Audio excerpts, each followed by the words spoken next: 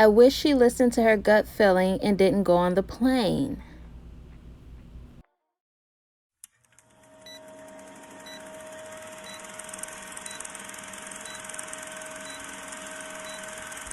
The whole video is black and white.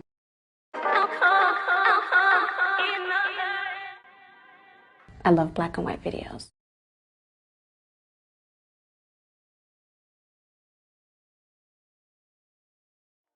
Why Aaliyah got on that plane.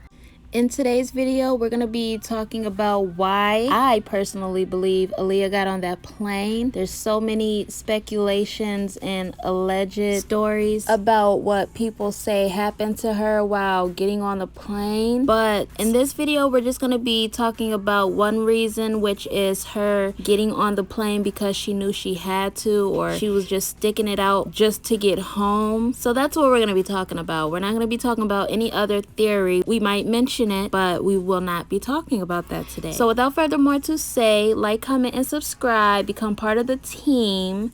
Turn on your bell post notifications so that you'll be notified every time I drop a video. Let's get right into this.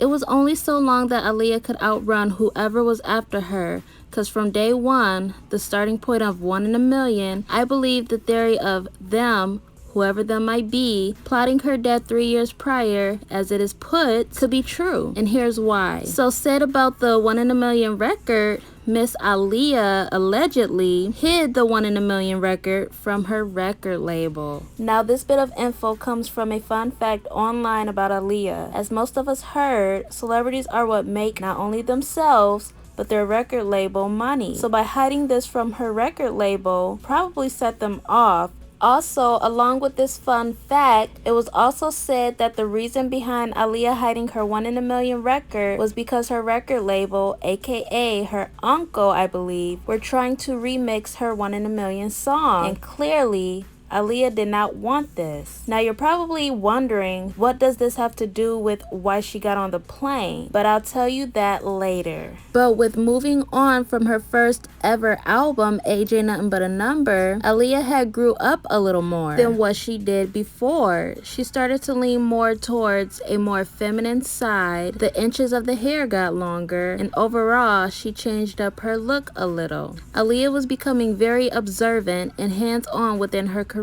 Let's take a look at an interview from 94 to 95 of Miss Aaliyah on her and her career.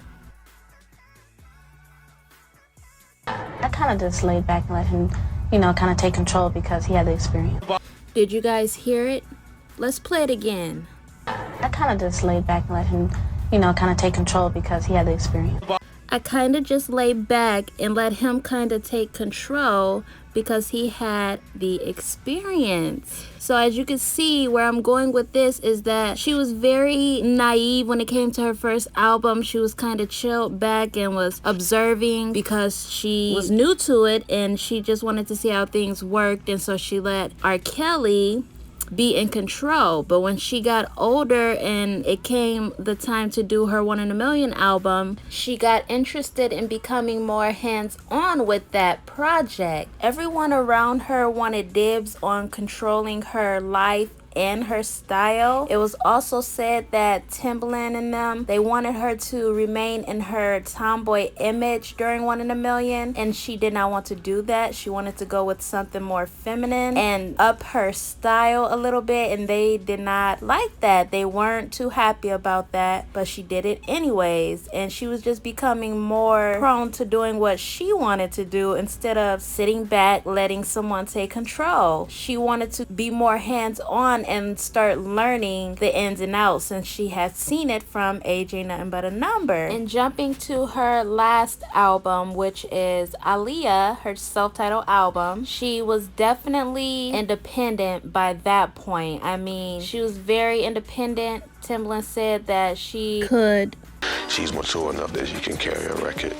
mature enough to carry her own record, which, if you ask me, that's very independent and a big compliment, because Aaliyah was very independent. I mean, if it's one word to describe her, it would definitely be that word. But at this point, Aaliyah had been through it all and seen it all. She knew the ins and outs of the industry and how it worked. I'm pretty sure she knew enough to where she could carry her own career, not just records. So she was very independent, and I don't know if you guys are up on conspiracy theories, but the industry does not like independent artists. They want them to be puppets. I say this all the time. And Aaliyah, I'm pretty sure she found out what actually went on within that industry, and she was not finna become a puppet. She wanted to become independent, and she wanted to be in control of her music and what she did and who used it. She was very careful and particular and strict. She did not play about her career or her music or anyone interfering with that. So with all these independent decisions that she was starting to make on her own within her career, it kind of made a lot of people upset about that, including her friends. We all heard that they were arguing some time before she died. Timbaland said it. She was even not on good terms with Genuine, and it was said that her contract with her uncle was beginning to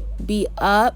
And so many things were taking place, and so many people were going to be let go, I feel personally, by Aaliyah. And her decisions were going to hurt a lot of people's jobs in their pockets. So with that, that would make everyone angry at her and want to go against her. Now, the reason why I went over all of this chaos that went on throughout her career is because Aaliyah knew that she had accomplished everything that she probably wanted to accomplish, but through that process it pissed a lot of people off, and a lot of people disagree with some of her decisions. And with this would definitely fit that her people were trying to kill her, her team. And some time before Aaliyah died, she spoke on a dream that she had, and let's just go over that.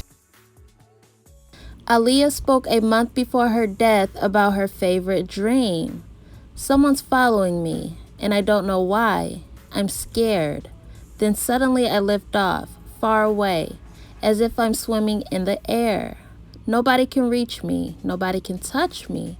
It's a wonderful feeling.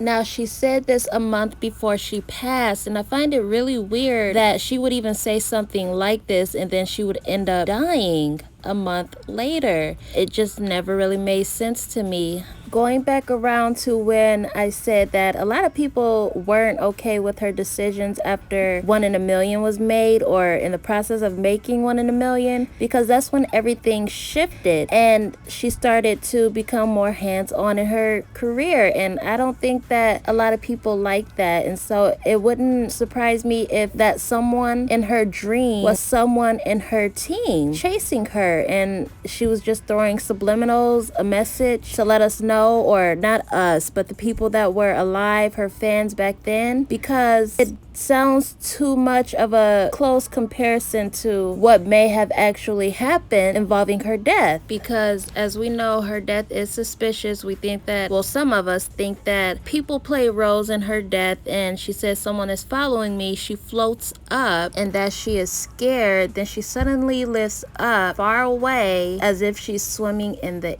air. Nobody can reach her. Nobody can touch her. It's a wonderful feeling. So it sounds like she's predicting or dreaming about her death, but in a beautiful way, like her spirit just going up into the air, into heaven, and she escaped that someone who is making her scared. Now, all of this just can't be a coincidence. I definitely think that someone was her team. It was multiple people, and I wanted to bring it up because she did so much in her career. She was content with everything, and I believe that at the end of her death, at the end of her time, she wasn't running anymore. She wasn't afraid, and I believe that's why she got on that plane. Death was knocking, or should I say chasing her, and she stopped running and approached it with being content and accomplished. And this is only if she got on herself. This has nothing to do with the theories or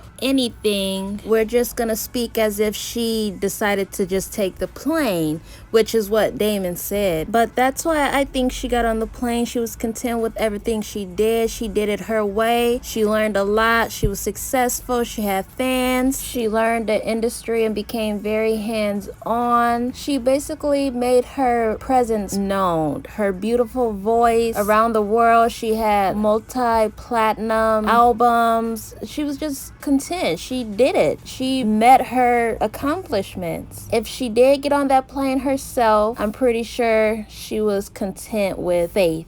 Now, this video was probably all over the place. I hope you guys get what I'm saying. I do. I just didn't write it down, so it's kind of all over the place probably. But I hope you guys enjoyed this video. Let me know what other videos you want to see. Leave your comments down below so I can turn your comments into videos. And that'll be it for this video, you guys. Like, comment, and subscribe, and I will see you in my next video. Stay crazy. Do you remember that one night when we fell in love? What we had felt so right, 'cause we had trust. Now it's drowning in our lives. I know we're broken up, you know the feelings deep inside. So what's you, what we've been through?